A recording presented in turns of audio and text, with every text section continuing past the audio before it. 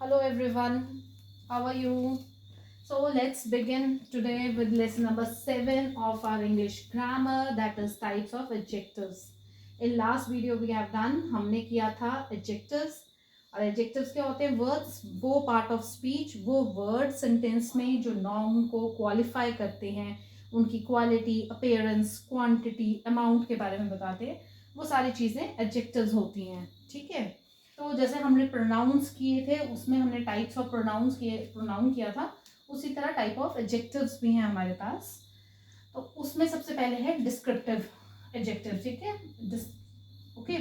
Descriptive adjectives वो words हैं जो नाउन के, ठीक है, ऑफ अ नाउन, मतलब ये एडजेक्टिव जो है वो नाउन को ही क्वालिफाई कर रहा है, उसी की क्वालिटी के बारे में हमें बता रहा है. ओके. तो एडजेक्टिव जो है नाउन को ही क्वालिफाई करता है, तो हम ऑफर नाउन ही बात कर रहे हैं. तो डिस्क्रिप्टिव एडजेक्टिव क्या है? क्वालिटी. वो वर्ड्स जो नाउन की क्वालिटी या अपीयरेंस या स्टेट उसके बारे में हमें बताएगा सेंटेंस में, वो क्या होगा? Descriptive adjective. ओके. जैसे बड़े सारे वर्ड्स हैं, beautiful, clever, funny, brilliant, large. ठीक है. जैसे beautiful, she is a beautiful girl.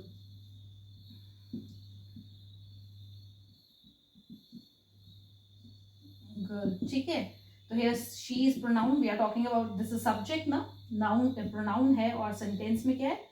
Subject है, और हम इसके बारे में बात कर रहे हैं. ठीक है. गर्ल भी नाउन है, कॉमन नाउन है. ओके. और ये जो ब्यूटीफुल वर्ड यूज किया है वो क्या बता रहा है हमें? क्वालिटी बता रहा है ना. किसकी? नाउन की. गर्ल की क्वालिटी बता रहा है, कैसी लड़की है? सुंदर लड़की है. ओके. तो क्वालिटी बता रहा है गर्ल की, which is a common noun. तो this is your adjective in a sentence, right? Okay. उसी तरह अपेयरेंस की बात करेंगे या स्टेट की बात करेंगे. जैसे लार्ज वर्ड यूज किया मैंने, तो large, Kolkata is a large city. ठीक है. तो लार्ज इज शोइंग द, मतलब कैसी सिटी है? लार्ज सिटी है. तो वो words which shows quality, appearance or state of a noun is called descriptive adjective. First type of adjective, right? The second one, दूसरा हमारे पास है quantitative adjective. Okay. और ये क्या है हमारे पास? This shows quantity or approximate amount of a noun. Okay. Of a noun नहीं लिखा है मैंने, क्योंकि ये अंडरस्टूड है, सभी चीज एडजेक्टिव जो है वो नाउन के बारे में ही बात कर रहे हैं. तो क्वांटिटेटिव एडजेक्टिव ऐसे वो वर्ड्स जो क्वांटिटी या approx amount of a noun को शो करेंगे, उनको हम कहते हैं क्वांटिटेटिव एडजेक्टिव्स. ओके. जैसे कि सम, फ्यू, होल, सेवरल, ये सब क्या शो कर रहा है? क्वांटिटी शो कर रहा है ना किसी चीज की. देयर आर सम,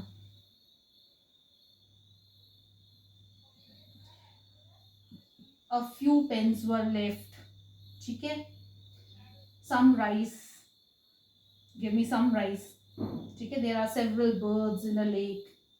तो ये सब क्या कर रहा है? क्वांटिटी शो कर रहा है, अप्रॉक्स अमाउंट शो कर रहा है, तो इसको हम कहते हैं quantitative adjective, right? The third one we have demonstrative adjective. जैसे कि which points to specific things of people. ठीक है. जैसे एग्जाम्पल में आप लेंगे, this is my book, this is my pen, right? तो ये किसको पॉइंट्स, दिस जो वर्ड है ना, दिस इज अ पेन, या कोई और सेंटेंस भी हो सकता है ना. तो दिस इज अ पेन. अब यहाँ जो दिस है वो क्या कर रहा है? पॉइंट्स टू स्पेसिफिक थिंग और पीपल. ठीक है. ये किसी पर्टिकुलर पेन को कर रहा है. ठीक है. दिस इज अ पेन, एक पर्टिकुलर पेन है, उसको शो कर रहा है, तो that is called demonstrative adjective. उसी तरह that book is mine, that book on table is mine. Okay. तो दैट क्या है? डेमोन्स्ट्रेटिव एडजेक्टिव है. क्यों? क्योंकि वो पॉइंट आउट कर रहा है किसी पर्टिकुलर बुक को, स्पेसिफिक बुक को, जो कि कहाँ पे है? टेबल पे है, या वो जो मेरी है. ठीक है. तो that book on table is mine. तो सम स्पेसिफिक. ठीक है. बहुत सारी बुक्स हो सकती हैं, पर वो पर्टिकुलर बुक जो टेबल पे पड़ी है वो किसकी है? मेरी है. तो that is here a demonstrative adjective, ठीक है, which points to specific thing और पीपल, ओके। स्पेसिफिक मतलब पर्टिकुलर, किसी पर्टिकुलर चीज या पर्टिकुलर लोगों के लिए, right. The fourth one we have possessive adjective, okay. Possessive word से खुद ही ये बता रहा है कि the adjective which shows ownership, possession, okay. वो वर्ड्स जो पोजेशन या ओनरशिप शो करेंगे और क्वालिफाई करेंगे नाउन को, उनको हम कहते हैं possessive adjective. My, your, his, her, okay, ठीक है। तो ये सारे क्या हैं, possessive adjectives. The next one is interrogative. Interrogative word भी आपको मालूम है, व्हाट, हुज, ठीक है, वेयर, whom, ये सारे क्या इंटेरोगेटिव वर्ड्स हैं। पर जब ये एडजेक्टिव की तरह यूज होंगे सेंटेंस में, मीन्स ये नाउन के साथ आएंगे, ओके, तो ये क्या बन जाएंगे, इंटेरोगेटिव एडजेक्टिव्स। और ये किस काम आते हैं हमारे पास, which question to gather information. जब हमने कोई कलेक्ट करनी है ना, ठीक है, तो हम क्या कर रहे हैं, इन एडजेक्टिव्स के थ्रू क्या कर रहे हैं, इंफॉर्मेशन गैदर कर रहे हैं, ओके। तो ये क्या हमारे पास आ गए, इंटेरोगेटिव एडजेक्टिव्स, ठीक है। The next one is distributive adjective, okay. Distributive adjective क्या है, ये रेफर करते हैं, ये एडजेक्टिव्स रेफर करते हैं इंडिविजुअल मेंबर ऑफ ग्रुप, ठीक है। एक ग्रुप ऑफ लोग है ना, जैसे हमने किया था कॉमन नाउन, वो किया कलेक्टिव नाउन, टीम, फैमिली, वो किया था हमने। तो वहाँ क्या, जैसे स्टूडेंट्स बोलेंगे, तो ये क्या ग्रुप ऑफ पीपल है ना, स्टूडेंट, एक स्टूडेंट भी हो सकता है। स्टूडेंट जब हम बोलते हैं तो मतलब वो जैसे टीम बोलते हैं, तो वो क्या है, number of people are coming together, एक ग्रुप है जो कलेक्टिवली जो क्या बोल रहे हैं उसको टीम बोल रहे हैं। पर जब हम डिस्ट्रीब्यूटिव एडजेक्टिव यूज करेंगे तो हम किसी मेंबर, इंडिविजुअल, हम जो है एक ग्रुप है, उस ग्रुप के हर व्यक्ति के बारे में बात, मतलब हर व्यक्ति के लिए जो हम वो एडजेक्टिव यूज करेंगे वो डिस्ट्रीब्यूटिव एडजेक्टिव होगा, ठीक है। तो इंडिविजुअल मेंबर ऑफ ग्रुप को जब रेफर करेंगे तो वो डिस्ट्रीब्यूटिव एडजेक्टिव होगा। जैसे ईच, एवरी, ईदर, नीदर, ये क्या है, डिस्ट्रीब्यूटिव एडजेक्टिव्स हैं। जैसे every child needs love and attention, each student will submit the assignment tomorrow, तो वो क्या है, जब हम ईच बोल रहे हैं तो हम स्टूडेंट क्या है, स्टूडेंट्स एक क्लास में बहुत सारे हैं, पर हम क्या बोल रहे हैं, हर बच्चा क्या करेगा, कल असाइनमेंट सबमिट कराएगा। तो हम जब ईच यूज कर रहे हैं तो वो क्या डिस्ट्रीब्यूटिव एडजेक्टिव है, क्योंकि वो इंडिविजुअल मेंबर ऑफ ग्रुप को रेफर कर रहा है। उसी तरह every child need love and attention, ठीक है, हर बच्चे को प्यार और अटेंशन चाहिए होती है, ठीक है। तो ये क्या डिस्ट्रीब्यूटिव एडजेक्टिव इंपॉर्टेंट वन है। सीडीएस के 2025 के में क्वेश्चन पेपर में, जो आज पेपर हुआ है 14 सितंबर 2025 को जो पेपर हुआ है सीडीएस का, उसमें डिस्ट्रीब्यूटिव एडजेक्टिव से रिलेटेड क्वेश्चन जो है आया हुआ है। तो one of the important thing, almost her competitive exam में पार्ट ऑफ स्पीच से रिलेटेड क्वेश्चंस होते ही हैं। अगर आप सीडीएस का पेपर आज का उठा के देखेंगे, ऑलमोस्ट 10 क्वेश्चन है which is related to part of speech. So थोड़ा सा ध्यान से देखेंगे, थोड़ा सा ध्यान से सुनेंगे, तो easily you can do those things. अब जो आर्टिकल्स होते हैं, आर्टिकल्स आपने अभी पढ़े नहीं, हमने अपने वीडियो में नहीं पढ़े, पर ए, एन और द जो है वो 3 आर्टिकल्स हैं इंग्लिश में। ये क्या करते हैं, ये भी आर्टिकल्स भी नाउन को मॉडिफाई करते हैं, ठीक है। पेन, पेन क्या है, नाउन है। क्या है, बता रहा है कि एक पेन है, ठीक है। उसी तरह एंड, ये इनडेफिनिट है, ये डेफिनेट है, ठीक है। ये मतलब हमें जब डेफिनेट नहीं चीज़ होती है नाउन तो हम ए और एन लगाते हैं, जब डेफिनेट चीज़ है तो हम द लगाते हैं। तो ये आर्टिकल भी क्या करते हैं, प्लेज द रोल, मतलब इट मॉडिफाइज नाउन। तो ये भी जो है वो टाइप ऑफ एडजेक्टिव्स में आते हैं, आर्टिकल्स, ओके। इसके बाद हमारे पास है प्रॉपर एडजेक्टिव। अब नेक्स्ट वन हमारे पास है proper noun, proper adjective, okay. Proper adjective कौन से वर्ड्स हैं, प्रॉपर नाउन हमने किए थे। प्रॉपर नाउन क्या थे, name of a particular person, place, animal, thing, उनको हम प्रॉपर नाउन कहते हैं, राइट। तो प्रॉपर नाउन और उसकी क्या मैंने बताया था क्या, उसका कैसे फाइंड आउट करेंगे सेंटेंस में, कि वो हमेशा कैपिटलाइज्ड होंगे सेंटेंस में।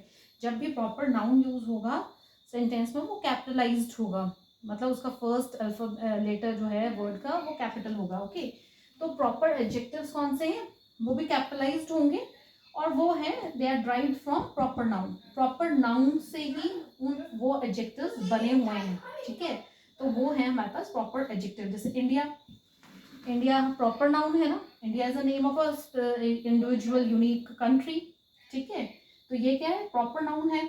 जब भी हम सेंटेंस में यूज करते हैं आपने देखा होगा इंडिया का आई कैपिटल होता है, किसी भी कंट्री का ना, है ना, कहीं पे भी सेंटेंस फॉर्मेशन में कहीं भी यूज करें but that is always capital. तो ये कैपिटलाइज होते हैं, उसी तरह प्रॉपर एडजेक्टिव्स भी कैपिटलाइज्ड होते हैं। ओके, और ये ड्रिवन होते हैं प्रॉपर नाउन से। जैसे इंडिया है तो इसका एडजेक्टिव आप क्या बनाएंगे, इंडियन, राइट। उसी तरह अमेरिका, अमेरिका, अमेरिकन। ओके, तो ये क्या है, these are driven from the proper noun. उसी तरह इंडियन क्यूजिन, कांगड़ी धाम, ठीक है। कांगड़ा क्या है, प्रॉपर नाउन है, और कांगड़ी क्या है, कांगड़ी जब बोल कर देंगे तो वो क्या हो जाएगा, एडजेक्टिव हो जाएगा, ठीक है। धाम हिमाचली को सबको पता होगा क्या है, ठीक है। तो ये जो वर्ड्स हैं प्रॉपर एडजेक्टिव्स, ये कहाँ से ड्राइव होते हैं, प्रॉपर नाउन से ड्राइव होते हैं। India Indian, America American, Indian cuisine, ठीक है। तो ये हमारे पास प्रॉपर एडजेक्टिव है। The last one in the list is numeral adjectives, ठीक है। अब न्यूमरल एडजेक्टिव्स भी डेफिनेट है और इनडेफिनेट है, दो तरह से है हमारे पास। जैसे मैं बोल रही हूँ 10 rupees, I have 10 rupees note, okay. He stood second in class, ठीक है। तो 10 रुपीज क्या बता रहा है, क्वांटिटी बता रहे हैं ना, और क्या है वो डेफिनेट बता रहे हैं। 10 जब आप बोलेंगे तो आप उसको काउंट कर सकते हैं, आपको पता है। अगर हम जब हम बोलते हैं 10 पेन्स, तो यू नो कि हम क्या बोल रहे हैं, डेफिनेट नंबर के बारे में बात कर रहे हैं। तो ये क्या है, डेफिनेट ऑर्डिनल न्यूमरल एडजेक्टिव है। उसी तरह ये ऑर्डिनल है, ठीक है। उसी तरह एडजेक्टिव ऐसे भी वर्ड्स हैं जैसे सम, मेनी, अ फ्यू, वो क्या करें, ये भी क्या बता रहे हैं, नंबर के बारे में बता रहे हैं हमें, पर ये इनडेफिनेट है। यहाँ पे हमें ये नहीं पता चलता एग्जैक्ट क्या है। जैसे अ फ्यू बोलेंगे, I have a few friends, I have a few friends. A few है, कुछ दोस्त हैं, पर कितने हैं, 2 दोस्त हैं, 3 दोस्त हैं, 4 दोस्त हैं, भी मतलब डेफिनेट नहीं है हमारे पास, पर कुछ फ्रेंड्स हैं, ठीक है। उसी तरह सम कर लीजिए use, some books were left, some toffees were left, some chocolates were left, left in the jar. अब जब हम सम यूज कर रहे हैं तो you don't know the number, ठीक है, हमें नहीं मालूम नंबर क्या है, पर हमें पता है कुछ रह गई हैं चॉकलेट जो जार में है। तो यहाँ पे जो ये जो है इंडेफिनेट न्यूमरल एडजेक्टिव है, क्योंकि नंबर हमें एग्जैक्ट नहीं मालूम है, ठीक है। तो this is all about types of adjectives, okay. कभी नेवर एवर थिंक कि this topic is very small, और ये जर्नल मतलब ये बहुत बेसिक चीज़ है, ठीक है। और ऐसा मुझे नहीं लगता कि कोई भी ऐसा कॉम्पिटिटिव एग्जाम है जिसमें इससे रिलेटेड क्वेश्चन नहीं आता, चाहे आपका वो जेबीटी कमीशन आने वाला है, टीजीटी कमीशन आने वाला है। मैं आपको बता रही हूँ ना, सीडीएस 2025 आज का 14th का पेपर इंग्लिश का ले लीजिए, उठा लीजिए, यू विल फाइंड आपको मिल जाएंगे 10 question on part of speech, specifically on part of speech you will get 10 questions, okay. तो ये बहुत इंपॉर्टेंट टॉपिक है, ध्यान से सुनिए एक सेम। और एक क्वेश्चन आपको मैंने अभी थोड़ी देर पहले बताया, डिस्ट्रीब्यूटिव, अभी तक जितना पेपर मैंने देखा, अभी पूरा पेपर देख नहीं पाई हूँ, डिस्ट्रीब्यूटिव एडजेक्टिव का एक क्वेश्चन है, ठीक है। क्या बताया था आपको, एवरी, ईच जो है वो डिस्ट्रीब्यूटिव एडजेक्टिव्स हैं, उससे रिलेटेड क्वेश्चन जो है ये अभी 14th के पेपर में, 14th सितंबर को जो पेपर हुआ है उसमें है, राइट।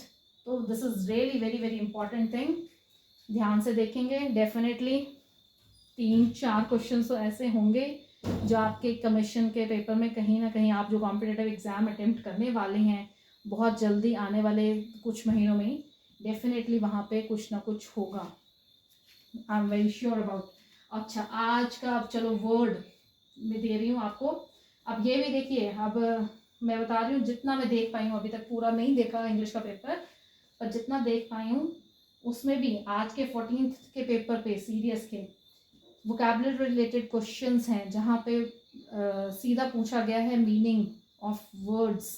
ओके, तो वोकैबुलरी इंक्रीज करने का सबसे अच्छा तरीका तो रीडिंग है। You have to read literature, newspaper, ठीक है। और जब आप रीड कर रहे हैं तो उसके वर्ड्स का मीनिंग, उसके एटोनिम, सिनोनिम, आपको बता रही हूँ बार बार, वो आपको देखने चाहिए, ठीक है। सिंपली रीड करते नहीं चले जाना है किसी चीज़ को, उसको उस पॉइंट ऑफ व्यू से भी रीड कीजिए कि आपको मीनिंग पूछा जाएगा तो आपको वो स्पेसिफिक मीनिंग उसका पता होना चाहिए, राइट। मतलब वहाँ पे आपको एग्जैक्ट पता होगा तभी आप आंसर कर पाएंगे। और उसके लिए सबसे अच्छा जो सोल्यूशन है to increase your vocabulary is to read.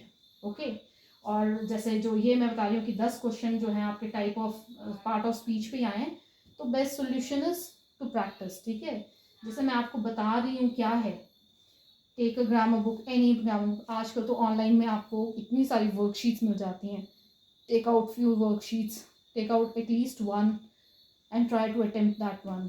Okay, तो that will be the only help. मतलब वही एक तरीका है जिससे आप कर सकते हैं। रेगुलर प्रैक्टिस, कंसिस्टेंट जब रहेंगे आप, कंसिस्टेंसी जब हमारे किसी भी काम में होगी तब। तो कंसिस्टेंट इज टुडेज वर्ड, आपका वर्ड है ये, इसका मीनिंग आपने फाइंड आउट करना है और ये कौन से पार्ट ऑफ स्पीच में फॉल कर रहा है, this you have to find out and tell me in comments. Okay, thank you.